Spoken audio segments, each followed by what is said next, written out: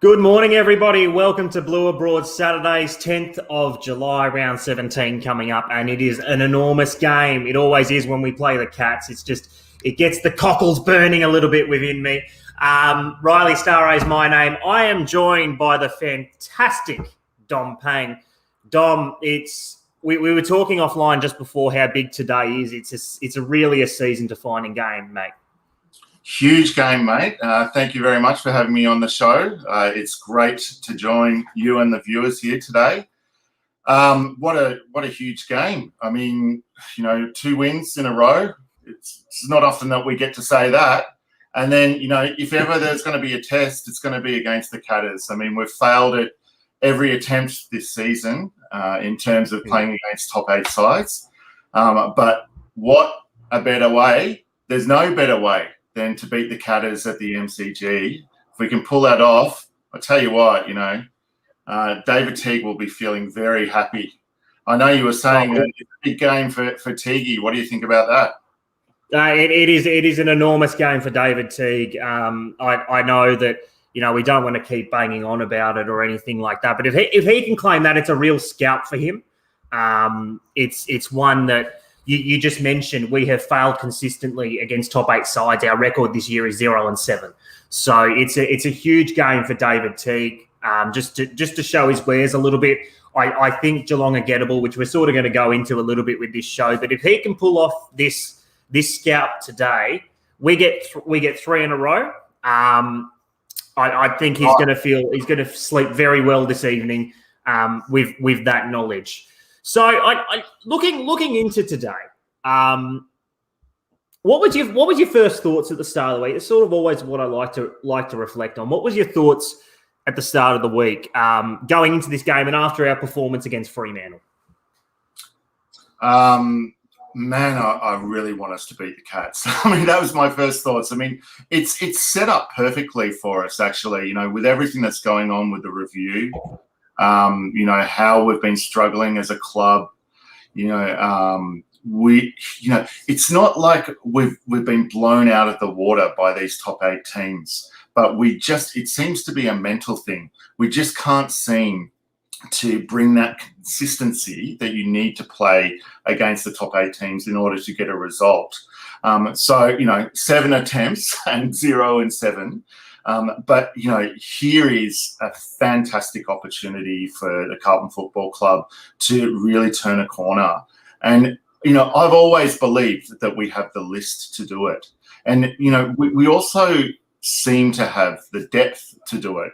We still have a very long injury list. But at the same time, if you look at the matchups, it doesn't feel like, oh, shit, we're going to get blown out of the water here again. I think that we'll be able to give them a good shake. And, we're lucky that we're not facing Cameron and Selwood. They're 2 huge outs for Geelong. But at the same time, I think we should go into the attitude with, Geelong have rested Selwood and they've rested Dalehouse. I reckon that should really fire us up, and make us want to prove a point against them. And if we can give a consistent performance, I think we're going to be in it till the 4th quarter, and then who knows what will happen. Exactly right. I think that's one of the things you just touched on there. The motivation that's sort of been given to us. The teams try and take anything. I think, unfortunately, so far this year, whenever we sort of had that motivation, it just hasn't quite come off. Even if you look back to round 1, Shane Edwards saying we love playing Carlton's grand final every year. That there was a massive thing made about that. We weren't able to react on that in the way we wanted to with a win. Even things like next year we might be saying to Shane Edwards, we love playing in Richmond's grand final. Oh, hopefully I hope so. It's good to see them where they are right now, just quietly. Yes. But even after the review was called initially, that was our worst performance of the year by a mile. Since then it's been good. Good relatively. I think what we're seeing is that we've been able to see some players have had the ability, and that we sort of thought they had. There's been some really good performances from individuals, which we're sort of going to touch on. That now it's time to show really structurally if we can match up against probably one of the best structured sides in the AFL in Geelong. They know what they can do. They play a ball control game, but they have the ability to go quick. They showed that against Richmond earlier in the year. It's a really big test for Carlton. It's one that I'm fascinated to see. I'm really looking forward to this afternoon. And go on, man. Yeah, and we're up against a fantastic coach as well. I always get mixed up who's who. Chris Scott for the Catters. Yeah, exactly right. He coaches that side very well, and they just ooze experience and class across the park. I think it's one point for us to feel very positive about in this game is our last quarter against Fremantle. That quarter against Fremantle, I think, was probably our best quarter for the season. Not necessarily, indicative of what we achieved on the scoreboard, but in terms of how we responded to the situation that we were facing. Because, as a fan, we're sitting there at 3/4 time. Fremantle have pegged us back. I think it was 63-63. So, there was nothing in it. And you're just thinking, this is going to happen again. We're going to roll over. We're going to show no resistance. We haven't shown an ability to really have that fortitude, when the pressure is on this season. But the team responded really well, and a lot of kind of fringe players or players that might have been struggling in that situation really stepped up. So I'm hoping that, we can take the momentum from that fourth quarter into this game with a bit more belief as well, because we showed that, with our backs against the wall, that we can come up with a result if we play well as a team. The other good thing about that quarter was I felt that David Teague showed a little bit more flexibility in his coaching decisions, and he was able to make a few key decisions that were in real game time that affected the result. And one of them, although he's much maligned, was putting Levi Casbolt in the middle, in the ruck for the majority of that quarter, because it was clear that TDK was getting absolutely pantsed by Freo's ruckman. Sorry, I've forgotten his name. Darcy. Yeah. And Casbolt was able to bring a little bit of physical presence in order to nullify Darcy in the fourth quarter. So I was really happy to see that David Teague was willing to roll the dice there, whereas in the past we've felt, as we've been watching these games unfold, it's like, make a fucking move. Make a move now. We need to change things up. But he hasn't really responded. And whether that's his assistant coaches or himself, I don't know, but I'm hoping that he can take that confidence into this game and be willing to make good changes on the fly, depending on the situation in game. Absolutely. I think the other thing from last week as well that was really good to see was some of the younger names step up when it came to crunch time. Absolute crunch time. Matt, we talked about Paddy Dow's first half. Now, he went out of the game a little bit, but he had a couple of really important touches in the final term. Matt Kennedy's last quarter. In fact, Matt Kennedy in the last 3 weeks, I think, has been our best player. Since he's come back into the side, since that GWS game, he's probably been our best player. It's been a credit to him. Liam Stocker, he's just growing in leaps and bounds. So what we saw last week, was it the prettiest win? Absolutely not. I thought the first quarter was outstanding. After that, it was a real slog and a grind. But just to see some of the young fellas stand up when we needed them to, that's what we've been crying out to see that progress and see a little bit from these, younger players and their development. And that's a really good segue. So if you haven't caught it yet, ladies and gentlemen, there was an interview yesterday on Blue Abroad with Terry, who's obviously the founder of the channel, and he was talking to head of development Luke Power. Now, there was a couple of interesting nuggets there, and we'll get into yours in a second, Dom. But one thing I found really interesting, they were talking about what the boys need to improve on as a collective in development. And he said something very interesting, which sort of confirmed something we've all thought. It's that these blokes, that they're really nice, good blokes, but you can have a different personality on and off the field in terms of a sense of ruthless, like almost like a white line fever. Now, we've got a few that are like that, but he said it's coming. It's a work in progress. It's sort of something that we've all thought was there. They're nice guys. It's a nice football side. They're developing that harder edge.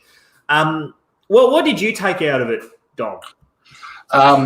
Yeah, it's exactly that, actually. That was the main point that I took out of that interview. You know, when they're talking about development, they, you know, not only are they focusing on the physical side of development and the skill side of development, but the mental side as well. And, you know, Carlton are not known as an aggressive, in-your-face team. And I think that has been the case for the past 20 years, to be honest. You know, I mean, in the 80s and 90s, we were the team to fear. And, you know, certainly when the boys crossed the white line, you know, it was on and there was no backward steps. And I think that we have lost that culturally over the last 20 years, you know, for certain reasons. And even with our current squad, there's not many players when you think of like who's a player who's really going to step up and get in your face, you know, or get in the opposition's face. Perhaps it's Liam Stocker, maybe Cripper, the captain, but otherwise we seem to be a fairly introverted, nice team. So when Luke Powell was talking about that, he was talking about helping players make that switch when they cross the white line. You know, so their personality off the field is perhaps introverted. You know, they're friendly, genuinely good blokes, which is something to be proud of. But, you know, in terms of what the expectations are of a professional AFL player, as soon as you cross that white line, you don't want to take a backward step for anything. Yeah. You know, and you know, when the time comes for you to go, you have to go. And you also have to let your opponent know that you're going to do that more than they are.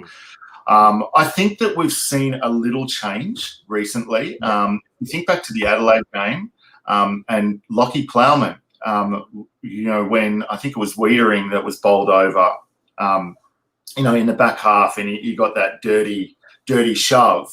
Lockie Plowman jumped in there straight away, along with Stocker. And, you know, there's been games in the past this season where we haven't seen that, where Carlton players have just kind of like ignored their teammate being pushed over. And, you know, that's not a good look.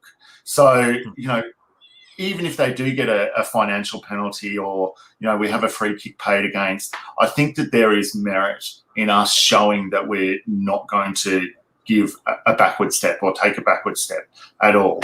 So, you know, obviously Luke Power and the development team are aware of that too. And if they can change our players' mindset, then, you know, that's a win for us. Absolutely. It's we started to get a couple of players like that. We brought them externally. I think Zach Williams is one of those blokes. Now, there's probably one or two times this year where he's gone a little overzealous. I think, you know, they talked about the Adelaide incidents and obviously the Hunter Club, but he's got that in him. He's got a bit of mongrel in him, and, you know, off the field, different sort of guy, but on the field, a lot of mongrel. Liam Stocker, he's my unashamed man crush.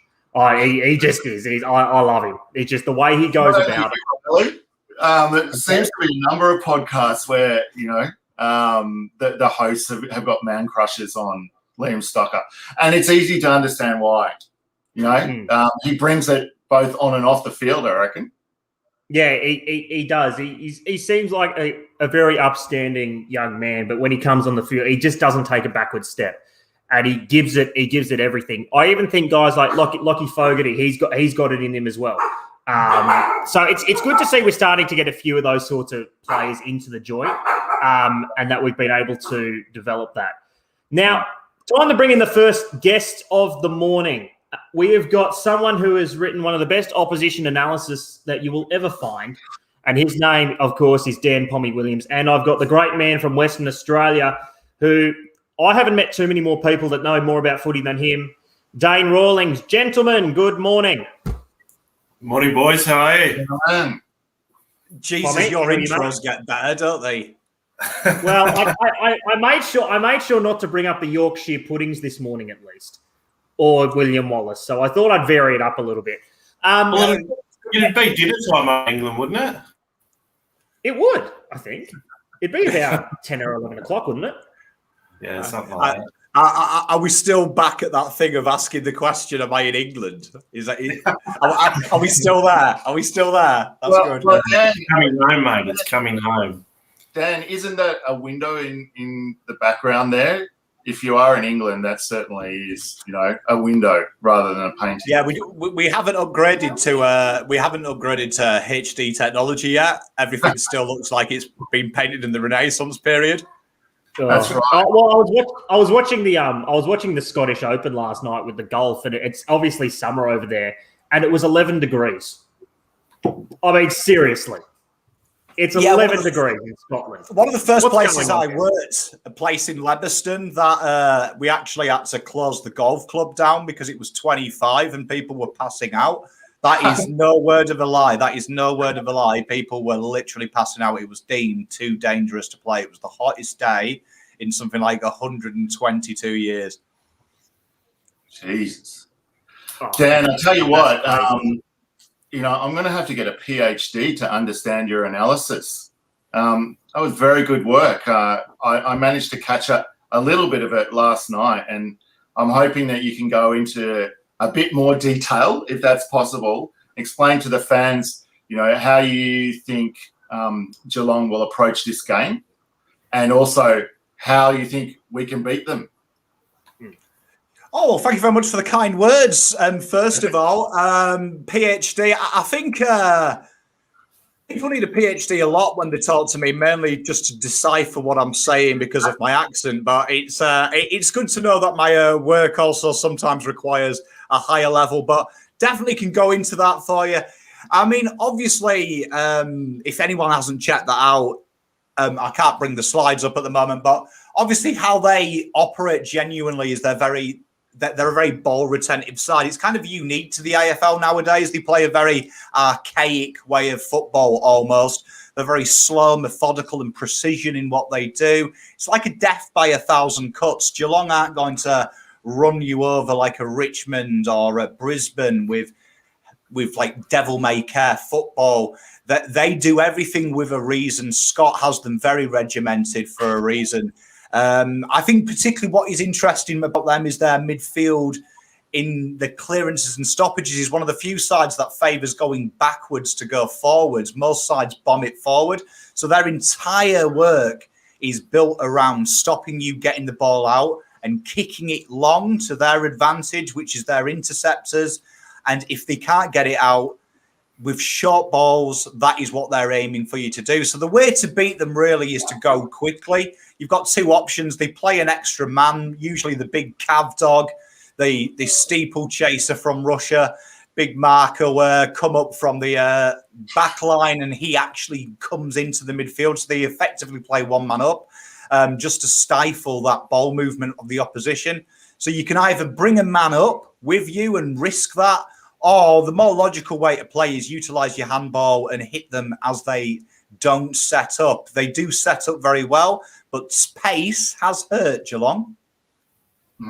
I think, you mentioned in the past that Carlton don't handball very much. And, this is something that I feel that we really need to do more of. And a player like Paddy Dow becomes more important, if we take that mindset. What about you, Dane? How do you see our matchups for this game? Yeah, I think probably just touching on a bit more than what Pom was saying there. I think the two areas that really we need to focus on is obviously setting up defensively in the forward half. So, like Pom, if we sort of go into the game similar to GWS where we let them have possession and move it through by foot, we're just going to play into their hands and it's not going to go well. So, and the other thing is, and it's probably our biggest weakness is, like forward entries by foot. If we're going to go long to the top of the square and look for Mackay, we're going to really struggle because they've got three of the best interceptors in the comp. Blixarves, Henderson, and Tom Stewart, who's probably, the best defender in the competition at the moment. So we really need to be hitting that 20 or 30 metre pass going inside 450, the hitter made. So we've got to get the ball in like Jack Martin, Matt Kennedy's hands and hitting up those sort of 30 metre passes, because if we can do that and keep the ball going in low rather than going long, it's probably going to hold us in more good stead than not. So that's the areas. And we saw it for a lot of the first half last year against Geelong when we sort of got 5 or 6 goals up. So those two areas are where we're going to beat them, if we're going to be able to beat them. And dare I say, Paddy Dow delivering passes into the forward line. We haven't said that much before, but that first quarter last week, that was brilliant. So, if he's been able to do that, hit that 20, 30 metre pass, then, we're going to look really good.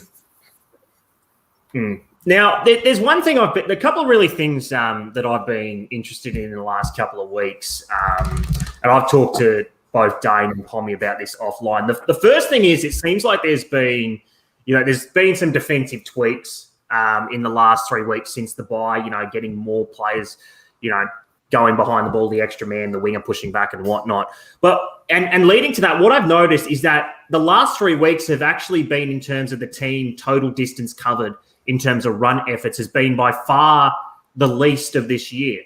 And what we've commented on is our game plan before that was so based on running and heavy running. And now that we're covering 10 or 20 Ks less as a team on average than we probably were at the start of the year, which has been an interesting development. So we're probably holding position behind the ball a little bit more. And then the other thing as well, in the last 2 weeks, and this is from the eye test a little bit, but also the general score from stoppages. So we've been down minus 35 in the last 2 weeks cumulatively in terms of our clearance numbers. But our clearances have seemed a lot more dangerous. And we've had some, good score sources from clearance. So first to you, Pommy, what do you think that tweak's been in the midfield, that we're maybe giving sides a couple more clearances, but they're just not as dangerous as they were, say, let's call it pre-power taking over? Well, I think they're just a bit more intent to the ball. It's a bit like Choco gets a lot of credit at Melbourne, but really, if you actually look at them from a structural basis, not much has changed apart from they look to get the ball outside quickly and they're a little bit more aggressive around that area as opposed to being tentative. Sometimes changes are simple. I think, though, that if we're taking the last 2 weeks, a lot of things can be overstated because the departments that we did well are genuinely the departments that the opposition, particularly the Adelaide game, where, yes, we did well around the stoppages and the clearances. They are a notoriously poor side. They don't have a positive in that department. And also their ball movement does allow for you to structure up behind the ball. They kind of, under their coach, they do play a very controlled method, a bit like Geelong. It's kind of like the wish equivalent of Geelong's game plan. They're quite happy to keep it in their backline and then go, as opposed to Fremantle, which is a little bit more intent. It's a little bit more kick heavy. So you will have to run a little bit. So I think that when we look at the stats for the last 2 weeks, I didn't like that article from the AFL where they said Carlton have fixed their defence. They've played against two of the more weaker sides inside 50 with their efficiency. So you should have an improvement there.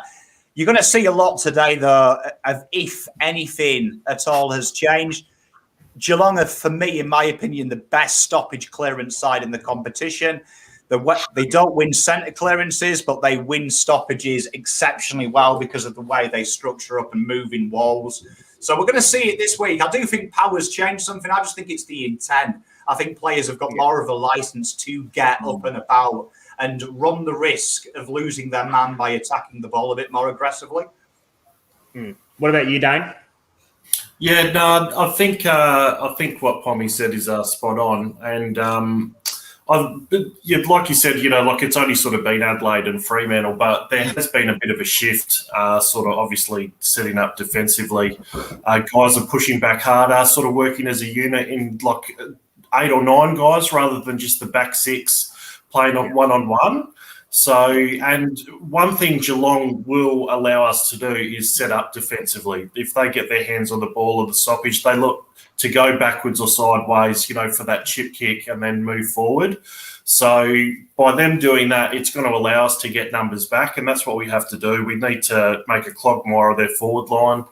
Obviously, Cameron being out is going to be able to help, whether it's Jones or Plowman cutting off in front of Hawkins, because Wiedering does match up okay on him.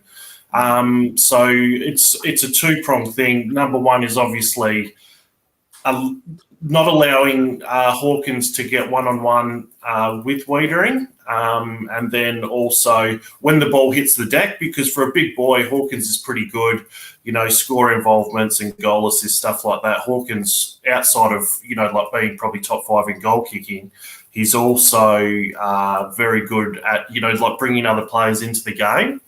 So if we can sort of stop those areas, I think that's going to hold us in good stead defensively. Absolutely.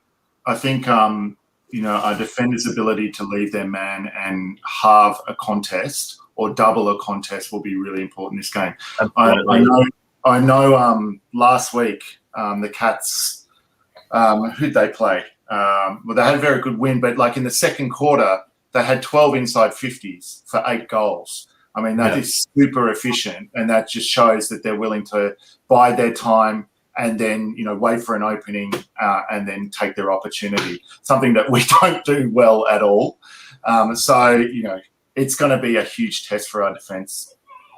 Yeah, absolutely. I fully agree. Now, areas that Carlton can exploit a little bit. I know it's a classic argument to say, Geelong are very ball controlled, but looking at their team outside of, your Isaac Smiths, and even to a lesser extent, you got Dangerfield can sort of run through there, and Blixars has got some plays. They don't have, evidently, to me, too much pace. I mean, they got Tom Stewart, who's a good rebounder, but I think we've got a pace advantage, especially bringing Williams back into the side. We saw it last year when we played him. Now, that was probably, for the first 2.5, 3 quarters, one of our best disposal efficiency game we've played in the last decade.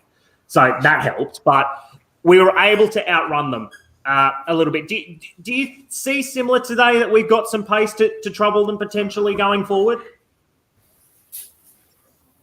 Yeah, I think so. Like that game last year down at Geelong, that's one of the areas that we can exploit them, taking them on, going down the middle, making sure they don't get their structures set up defensively, and hitting that short lead-up pass. Like if we get heaps of forward inside entries, then that's probably one area that they can be exploited. And, try and get ahead of the game early. Like if we're 4 or 5 goals up at half-time, then that's one area that, would give us an opportunity to win the game. It's probably one of the only areas that we're going to be able to win the game. So, not mucking around with it in the back half, looking to use the ball through the centre and going straight down the middle and quickly, absolutely, that's an area that we can beat them. Pommy? Yeah, sorry. Go, Pommy. I mean, you've seen teams with a bit of pace. I mean, particularly not traditional pace of ball movement, not running quickly, just actually moving the ball quickly. They structure up very well, and it's the way that they move the ball offensively allows them to set up defensively. Geelong are incredible at building their entire game plan at their inabilities. They have literally built a game plan there, Chris Scott, going through it, watching about 100 hours worth of individual footballers this week. One of the interesting things is, though, that Tom Stewart is their score launch specialist, and he's a guy that he can't kick across his body. And I've been watching him intently for three seasons to do that scouting report. And it is amazing how no one has set up a tactic to stop that. That Geelong's tactic is literally to allow him not to do that. And they do that by lulling you in, by putting their weaker markers on his close side, so no one thinks to defend there. So he's got that outlet with his good markers to his strength. So it's definitely an area as well to put a bit of pressure on Tom Stewart. because Tom Stewart genuinely kicks the direction he's facing, and it does go closed if he's closed down quick. So it's really important that Carlton look for that. I think they can exploit them in the centre clearances. That is probably Geelong's weaker area. They look to stifle you there in the centre clearances. So it's a good chance for Carlton to get early ball, but they can't fall into the trap of bombing it long, because if you bomb it long, Tom Stewart's going to eat it and enjoy it. They've got to be brave, expansive, get the ball moving. And I think the way that you beat Geelong, if you're Carlton, is you can't out-skill them, you can't out-tactic them, but you can out-hustle them, and it's just going for it. It's going for it today. It's not thinking about keep it close. It's thinking, if we lose by 40, we lose by 40, but at least we've given it a go. Or we go for it. We just have to go for it, because they don't like the bigger ground. That's their one weakness. Their game plan is built for the GMHBA. So utilise that space, boys. Yeah, I think for the reasons that you've mentioned, if we do win, it's going to be a revolutionary game for the club and this team. So, I mean, let's see what's happened. I'm feeling cautiously positive for some strange reason about this, but I'm sure I'll regret saying that later on.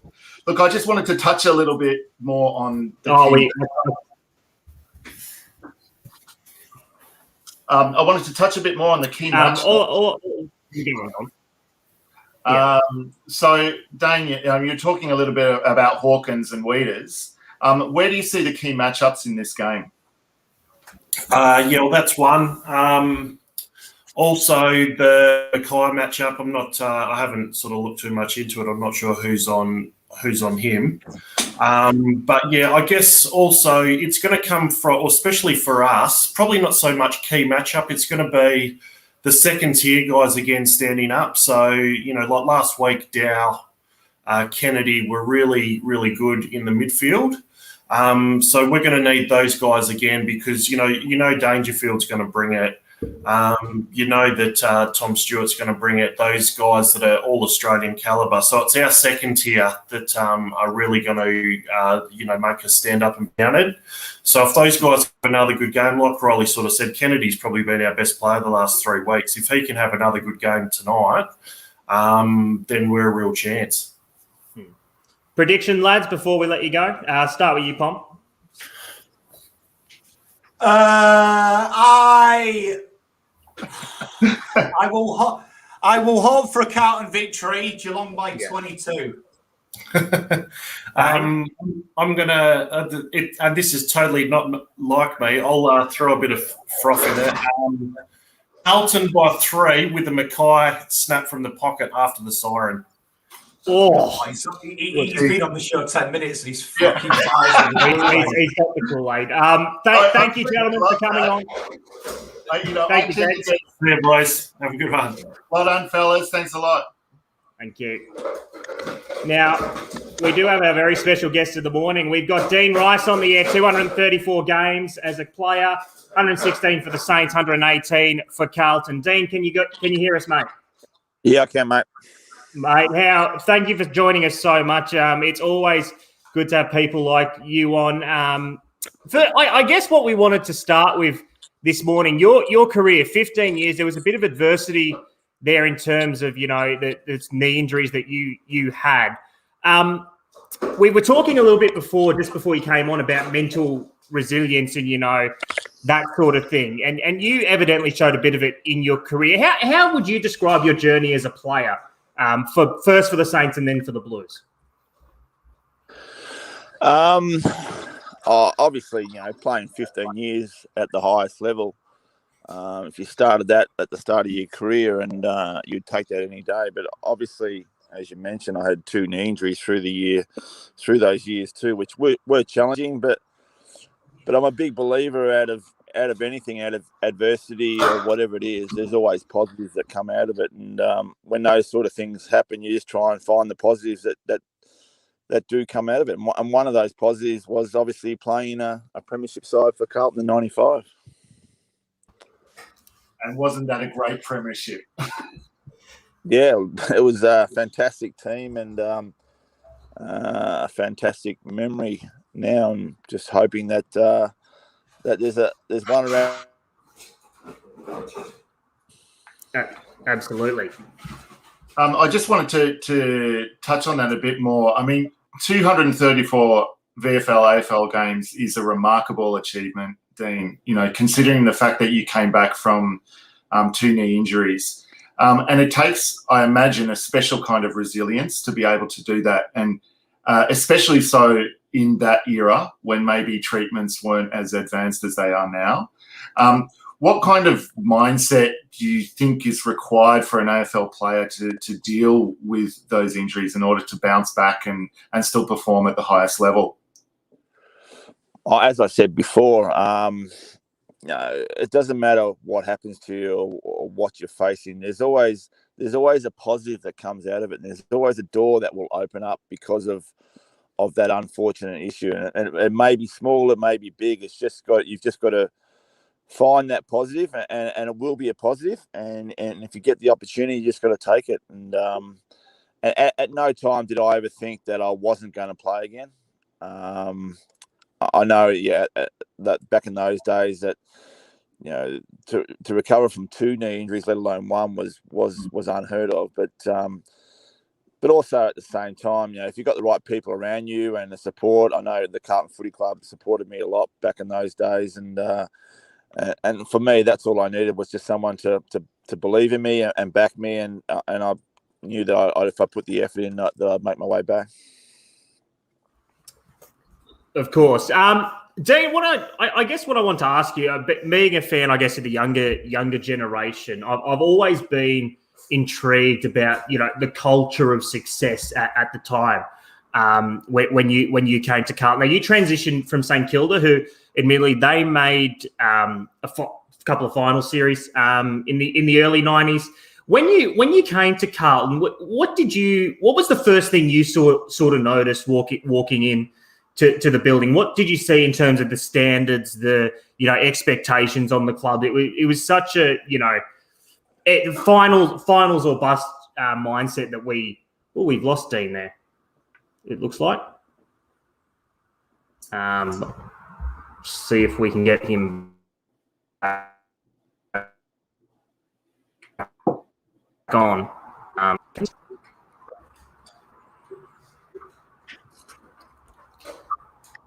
Whilst we're waiting for Dean Dom, it looks like, have we got him back? Yeah, we got him back. Yeah, hi guys, sorry about that. Dean, no, it's all good, mate. All good. He's welcome back. We were just sort of asking, what was the main differences you noticed when you first came into the club in '94 compared to St Kilda, in terms of culture and expectations and that sort of thing? No, actually, it's a pretty good story. Actually, when I first came to Carlton, it was the start of '94, which was the year after Carlton got beaten by Essendon. Essendon got beaten by Carlton. Carlton beat it. Essendon beat Carlton, in the '93 grand final. I remember John Elliott at the jumper presentation for '94 was up front, and he just lambasted the whole club about finishing second, and it said it was unacceptable. And if you're not up to it, that we'll find people that are up to it. And I just thought back then, if I was at St Kilda Football Club and they finished second, they'd be celebrating for the next 5 to 10 years. So that was the difference between the clubs back in those days. One had a winning culture, one had just an accepting of where they're at culture. Just to pick up on that, what's your view about the current culture at Carlton Football Club? You know, because there's been a lot of discussion in the fan groups about the culture and, you know, bringing in winners and getting back to that former glory that you speak of, where, you know, the president is just demanding that we finish first. What's your view about, you know, what we need to do to get back to that? Yeah, well, I'm only obviously, speaking from afar and from what people have told me, but it sort of happened. Carlton lost their culture, I reckon, back in the mid 2000s when they lost those draft picks. They also left Optus Oval, or when it was Optus Oval, went to Marvel Stadium, and at the same time, I think they outsourced their marketing department to an outside company. And to me, it just come across there was an acceptance, and there was just a lot of excuses of where they're at, and everyone just sit back and wait, and we'll be successful again. Not sure that's changed too much now. I think there's still a bit of acceptance of where they're at, and not demanding success like they used to. I know times have changed, and how they go about things have changed, but to be successful, you need to demand it, and you need to instill it in your group. And if people aren't up to it, or people aren't accepting of that, well, then you just keep turning people over till you find the right people. Absolutely. Now, Dean, I'm sure whenever Carlton play Geelong, that obviously holds an incredibly special place within your heart. With 1995, what's your memories of the day? What is there anything in particular that stands out, or is it just a whole? It just signifies the ultimate goal of any footballer when whatever level they play. Oh yeah, obviously, it's a team sport, so any success with your teammates, the ultimate. There's a lot of individual success and accolades and that type of thing, but you can't get any better than actually being successful with a group of people. On the day, obviously, just the whole lead up to it. The training session on the Thursday night when there was 15,000 people watching, and then turning up on the day, and the whole atmosphere around that, and then running out in the ground and 100,000 people supporting, and then obviously, I think probably halfway through the third quarter that we had we didn't accept it, but we had a realization we're going to win the game. So it was really enjoyable after that point. And then after the game, just walking around with the cup and seeing all the spectators and how happy they were, and cheering and clapping, and they're the sort of memories that you hold with you. Brilliant memories. I tell you what, as a fan, I remember watching the game, and I come from a big Italian family, and I watched the game by myself at home, and then we went to a big family party afterwards, and we had the grand final on replay for basically the whole night, whilst we were playing the club theme song on repeat for the whole night. It was absolutely brilliant. And I tell you what, I think you kicked a goal in the grand final. Is that correct? Yeah, I did. Yeah. Yeah. And I remember you, giving and receiving a few pretty hardcore tackles. I just wanted to ask you a bit for our fans how you would describe your style of play, Dean, when you were playing at the highest level. I guess my game was built around giving everything that I possibly could. When the ball was there to be won, you go and win it. I was never really a receiving type of player. I sort of, if I wanted to get the footy, I went and got it. And it was just that hardness and that effort that's needed in football. Is there anyone that from the current crop of Carlton players that sort of reminds you of the way you play? Is there anyone that you look at and it's like, that's the sort of player that I was? Maybe not fully, but in some aspects, or not so much because of the way the game has sort of moved a little bit? Yeah, the game's moved a bit. And to be honest, I probably don't watch enough footy to see what there's anyone resembles the way that I played. And because obviously I had my son play at St Kilda, and he left in 2019, and I sort of the interest in the game at that level sort of has waned a bit over the last couple of years. So, speaking of life outside of footy, what are you doing with yourself at the moment, Dean? I run my own business at the moment. I was working for the AFL for 16 years and got out of there at the end of 2019, just before the pandemic, which is good timing. I was semi-retired there for a little bit, for about 6 months. I bought a property down at Rosebud and was fixing up the gardens and the house down there, and decided to start my own maintenance property services business, which is going really well. Oh, fantastic. That's God's country down there. Beautiful spot. It is, definitely. And how about your son, Bailey? What's Bailey up to these days? He's in America. He's got a scholarship to a college in North Carolina, so he's over there at the moment studying, and actually not studying at the moment because they're in the middle of their summer. So he's out and about traveling around America, but he's doing punting for a college team over there. Oh, nice. That is the segue for a fair few footballers these days. You know, it's the Aussie punters are certainly making a name for themselves in America. Just a couple of more, Dean. Everyone that I sort of from your era, I'm always intrigued about we talked about the culture a little bit, but in particular their relationship with David Parkin. He just, you know, he's a figure for us as fans that, you know, we admire. He's almost godlike because, you know, we've had so much coaching turnover really since he left, and he was just such a source of stability and success for Carlton. What was your relationship like with David and the staff and the coaching department as a whole in the 90s? What was it, you know, collaborative? What did he bring for you?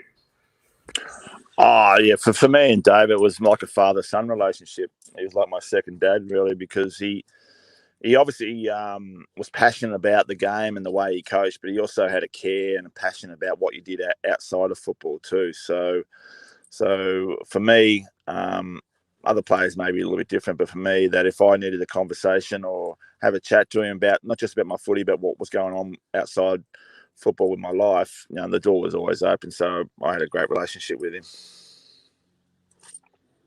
And you know, obviously, you know, Parkin is a legend, and you know, when you stepped into the club in '94, could you see the pathway to the premiership opening up clearly? You know, in terms of like the status of the team, like where the team was in terms of its talent, and you know, standing against like the other AFL sides. Was that clear, or did you feel like you know, you weren't sure whether we were going to, you know, win a premiership or not?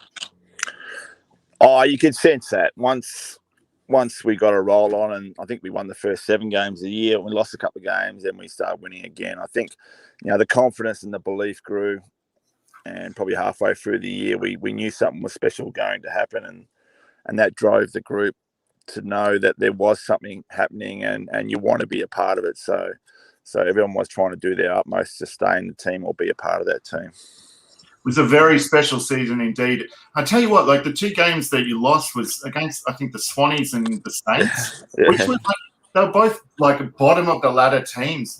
What happened there? I don't know, actually. No one knows. I think it's just one of those things that, you know, it wasn't so much us. It was maybe the teams we come up against at that time were just better on the day, and application was a bit more, and effort was a bit more than us, and yeah, so probably helped us in the end. It drove us a bit harder to know that we wanted to be successful. Last one before we let you go, Dave. You Yep. played with some incredible players in your time, both St Kilda and Carlton. Yep. Who was your best teammate? Who was probably the best player in your opinion that you play with? I mean, obviously there's Plugger at St Kilda, Danny Frawley, and then, you know, Carlton names we can rattle off. Yeah. I guess the most influential player, that if you want to put down to the best player that I played with that could win games of football, was obviously Tony Lockett. You know, you could just put it down that way, just kick it in there, and, you know, 9 out of 10 times he was either going to catch it or kick a goal for you. So from a game plan point of view, back in those days, that was a pretty easy game plan. And I know you can't do it these days because the game's changed, but he was the most influential player that I ever played with. Well, Dean, it's been a pleasure to have you on, mate. Thank you so much for your time. All right. If you ever want to come on again, let us know, and have a good day. Go Blues. Yeah, thank you, mate. See you later. Bye. Thanks. Bye. Excellent. What a guy. Oh, no. We get some good people on Blue Broad Saturdays. It's he's a ripper, and you watch the highlights of Dean Rice. The word I'd probably describe watching him as uncompromising. is the word I use. Uncompromising. Tough as nails. Him and Adrian Hitmock, like they were like super, super tough. Oof. Wouldn't mind the both of them in our forward line at the moment. I'll tell you what. No, you wouldn't at all. Now it's the anchor leg of Blue Abroad Saturdays. We got to bring a couple of people in. First one, of course, is Joe, and then the man who provided Dean Rice to us, and he hates me saying this, but the best MC this side of Craig Willis, Vince Lochesado. He just loves it when I say that. Morning, gents. Yes. Morning. How are we? Thank you for Dean Rice, mate. Appreciate it. No, that's my pleasure. No problems. One of the beauties of being president of a coterie group is you get to meet a lot of players, and sometimes you get to exchange phone numbers. So, it was good to get Dean, and he was terrific, wasn't he? Oh, he's a good. It's incredible just to hear his insight. And I think, just his career, and I think resilience and uncompromising is probably I was just saying the words that come to mind with how he played. Let's get down to business, Joe. We'll start with you. This afternoon, it's a massive game. I actually said this off air, and I haven't so much aired it now, but I will now air it. Actually, we always say it's such an important game, but for me, this is the most important game that David Teague has coached so far, and it's not even that close for him. The last couple of weeks we've had a couple of wins. This is a big test, and there's a lot of media scrutiny on him right now, and I hope for his sake, I hope for everyone's sake, we can perform this afternoon. What are your thoughts going in? By the way, you are looking very sweaty. Have you been doing F45? Yeah, you. Me? I just woke up and it's hot. It's 6:50 in the morning. I haven't put the air conditioner on, and I've just had a hot coffee. So no, I'm not sweaty much. No. But let's get back to the question here. You can have it, Joe. You can have it. Thanks. Something, it's really funny. Every Carlton supporter, every week, this is a crunch game, this is a crunch game, this is a crunch game. To be honest, I agree with you. This is more important for the coach than it is the club because of what's happened this week. I mean, everyone's going, we've got to go get Clarko, get Clarko. David Teague, since they announced the review, even though those famous last words, Vince, you've got the support of the board. I don't think he has. And I'm in the other camp actually. I don't think getting Clarko is our answer. All right, we're too quick to jump. We went and got Malthouse. We went and got Dennis Pagan. We've got to fix the club as a whole before we get anyone decent in there. If we don't fix the infrastructure, like the board, all the backroom stuff. I mean, it was funny listening to Dean Rice about, could you imagine if we finished second this year, what Mark Lagudice would say? Oh, that's a really good effort. Not John Elliott. Bloody pathetic. Why didn't you win? You got there. And I think that's been our problem. We've just become blasé. We just expect things to happen, and then we think we can go by the best coach and everything's going to change. Well, it's not. Great comments there, Joe.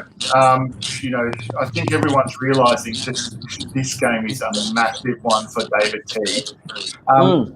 What about you, Vince? I can see that you're doing laps around the tan there, in your vehicle. How do you feel about this game, and what do you think the significance is for David Teague and where he's at in terms of his coaching? Look, I think the last couple of weeks have taken some pressure off him. If we don't get belted, whether it's today or in any of the games that are coming up, the last 7 games, so long as he can pull 2 or 3 wins out of that, I think he'll survive. And so long as we don't get belted in the other ones. And I can't see us getting belted by anybody other than maybe Geelong today, although I don't think they are going to belt us with all of the outs that they've got. And maybe Port Adelaide in that second last round. But if he can make us at least competitive in most of these last 7 games, I think he'll survive. But should he? But should he? That's the point. Well, let's put that to one side. One thing that you know about this board of directors that they have proven over the last 20 years is that they have a messiah mentality. Whether it's a player like Chris Judd or whether it's a coach like Mick Malthouse or Dennis Pagan, if they can land Clarkson, all the logic will go out the window as to whether David Teague should survive or not. He will be sacked and Clarkson will be installed as early as next year. That's my opinion. If they can land Clarkson, he will be coaching Carlton next year. Forget about the last year of his contract at Hawthorn. Forget about the last year of David Teague's contract next year. No one's going to wait 12 months for that. No one. And if you have a look at the Essendon example with John Worsfold coaching out that last year before Ben Rutten took over, that was a wasted year for Essendon. Yeah, it was. And for Rutten as well. If it's going to happen, you make it happen now. Let's not waste time.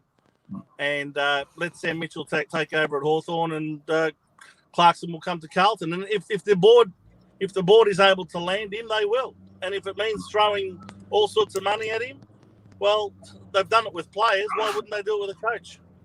Yeah, he's not going to come cheap, is he?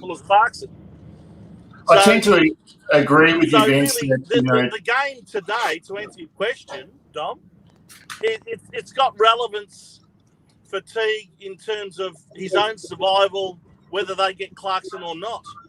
But even if they win today, and even if they win 3 or 4 of their last 7 games, if they can land Clarkson, he's gone. I'm telling you, he's gone.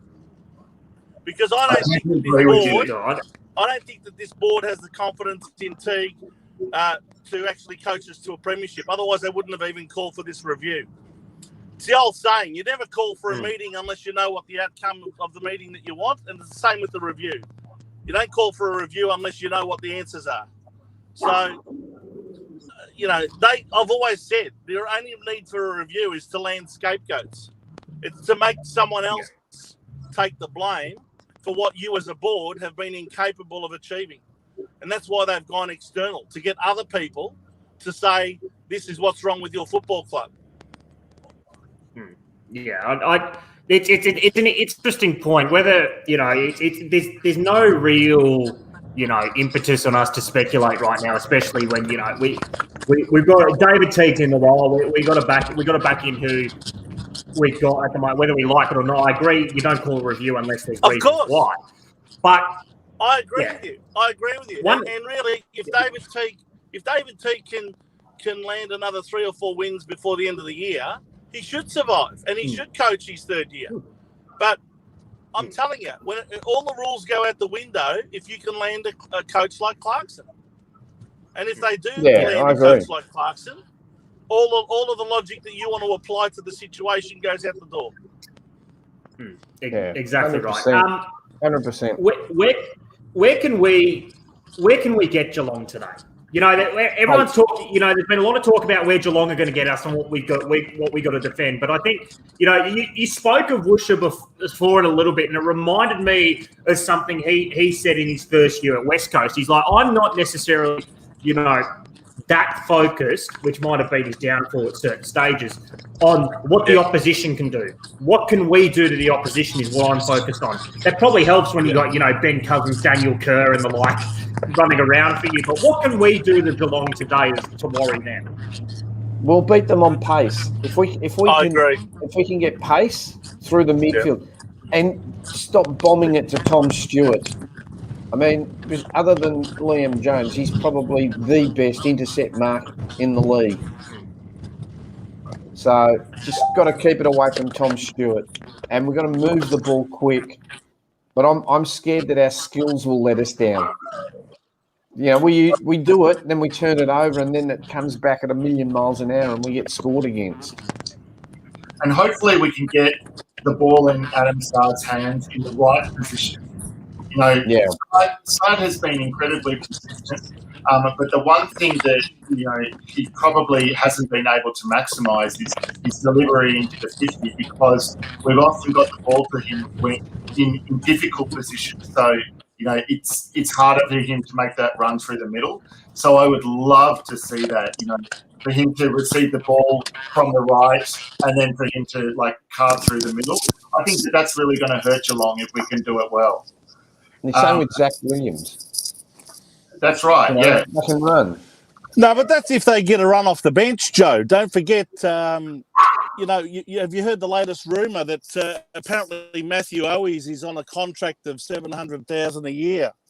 That's not enough. Not enough. No. It's what you've got to do to qualify. It's what you've got to do to qualify to make the Carlton interchange bench. If you have a look at it today, you've got Sard, you've got Williams, and you've got Martin. It'll be the best interchange So bench in the Matthew world. Owies is on $700,000 a year because to make the Carlton interchange bench, that's what you need to be on. What about to be the medical sub? I was You trying to must make be you laugh, delighted. you blokes. What's the matter with you? You must be delighted to see that SBS is lining up on the back flank. Oh, yes, and of course you've got to have SBS on one back flank, and you've got to have Liam Stocker on the other half back flank. I don't think we'll see SBS on the back flank too much today. Personally, I remember a few weeks ago that basically the Western Bulldogs admitted as much when they do these team selections, they take the piss. They lined up Liberatore at full forward. They lined up Aaron Norton on a wing. They just take the piss. We had Sam Walsh on the bench last week. Didn't we have Sam Walsh on the bench last week? Yeah. That's what I'm trying to say, Joe. They're at it again. That's the reason. You actually for my sarcasm. You mentioned Sam Walsh just then. There's an interesting stat since the in the last 2 weeks. Sam Walsh has only attended 26% of centre bounce attendances, or something around that number.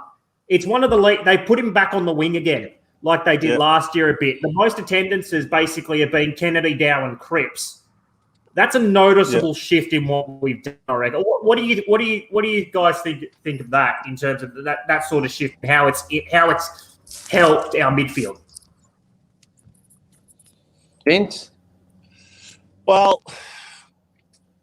I think that Sam Walsh should be played in the midfield a lot more often, and then we might win a few more clearances. He's elite with his foot. His disposal efficiency is way better than the others. But for some reason, they keep playing him on the wing. So, and they keep playing SPS on the back flank, and they keep playing. Yeah. Zach Williams. Dow showed us last week what he's capable of, and I would continue persisting with him in the centre. But I think Walsh should be the rover, and Cripps should be the ruck rover, and along with your ruckman, there's your starting four. That's my feeling. Yeah. Should be Cripps, Walsh, and Dow in the middle, with the ruckman, and then you play the others on the wing. Where are you going to play Kennedy?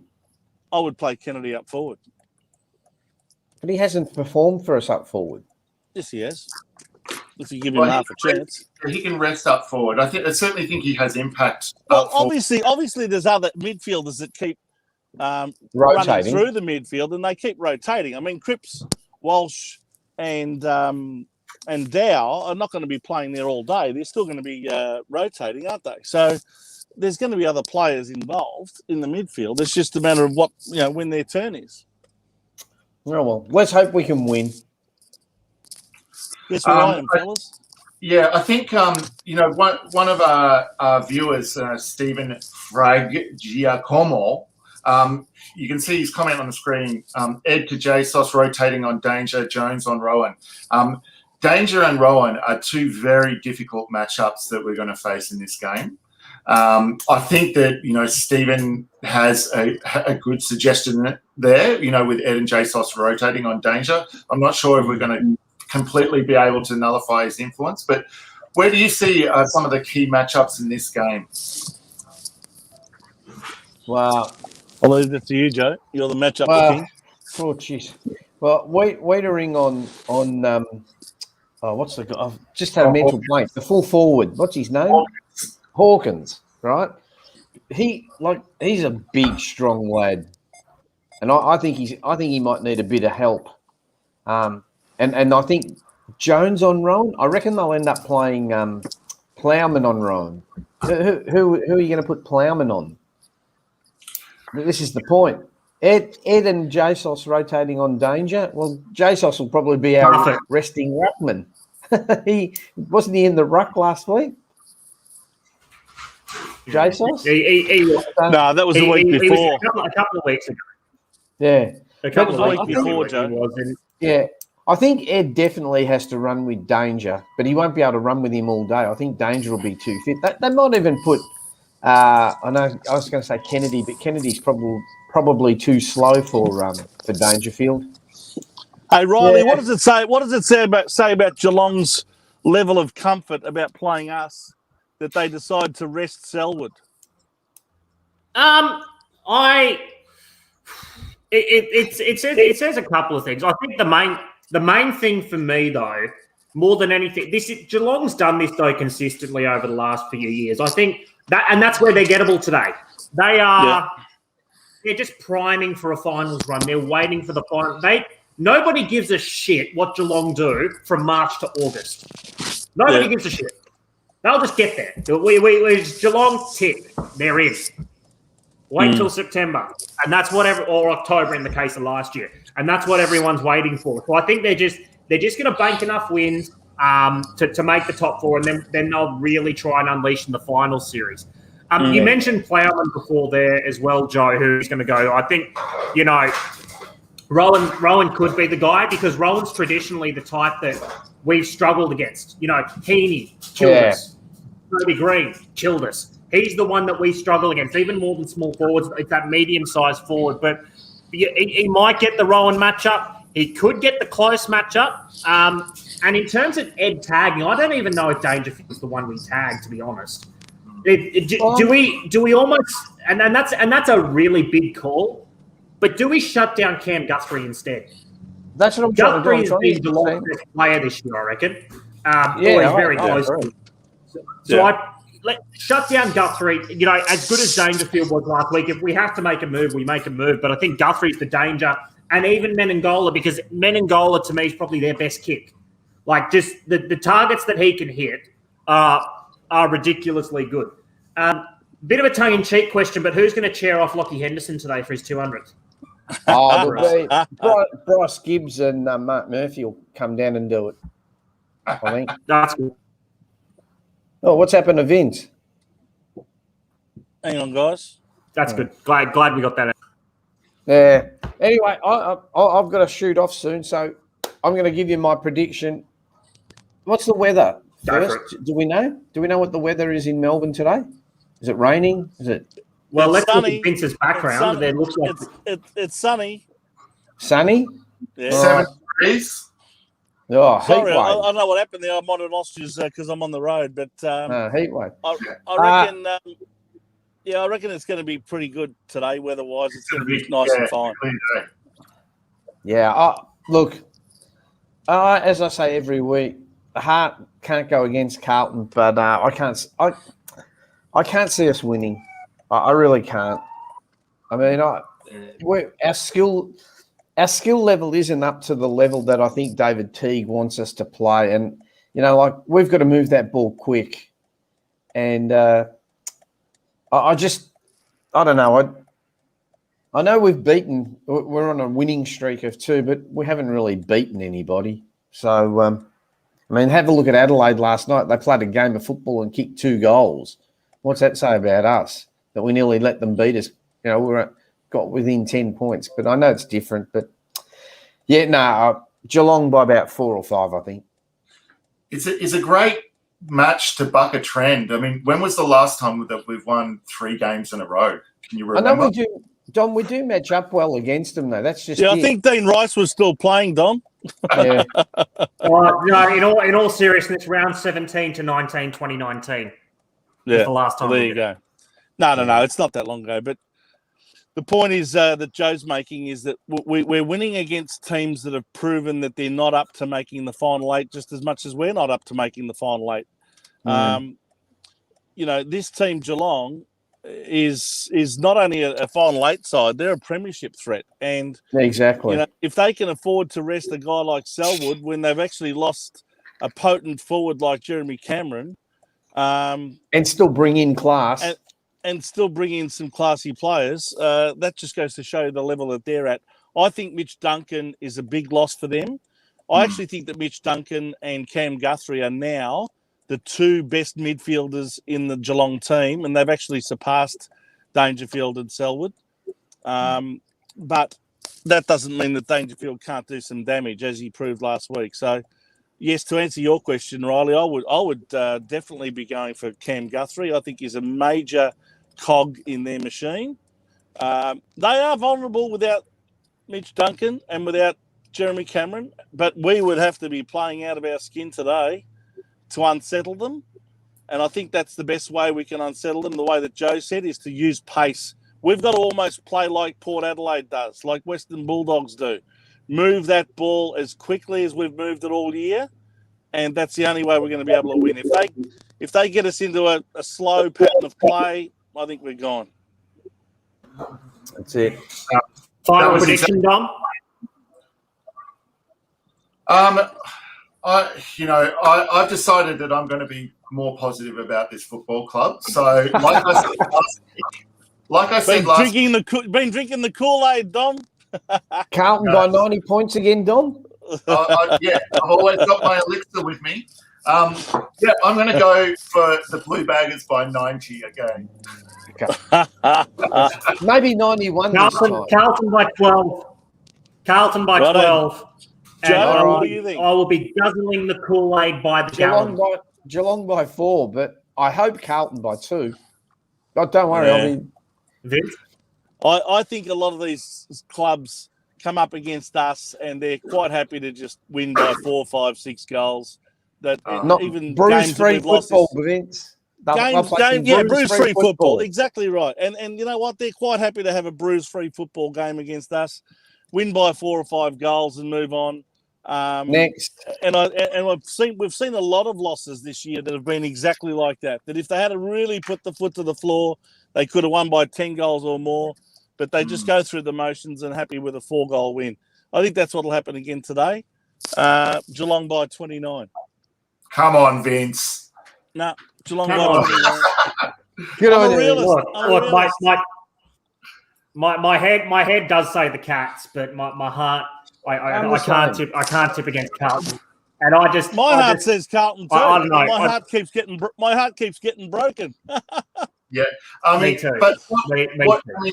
This, if there is any game in this season for us to, prove them wrong, to turn a corner, for it to be great for the coach, for our players to come of age, it's this game. So the opportunity is there, and I really hope that we prove them wrong. Screw them for resting Selwood and House. Make them regret it. Yeah. I agree. Question is, are we up to doing that? And that's the biggest question. On that note, let's hope so. And I'm out. I'll see you guys next week. See you, Joe.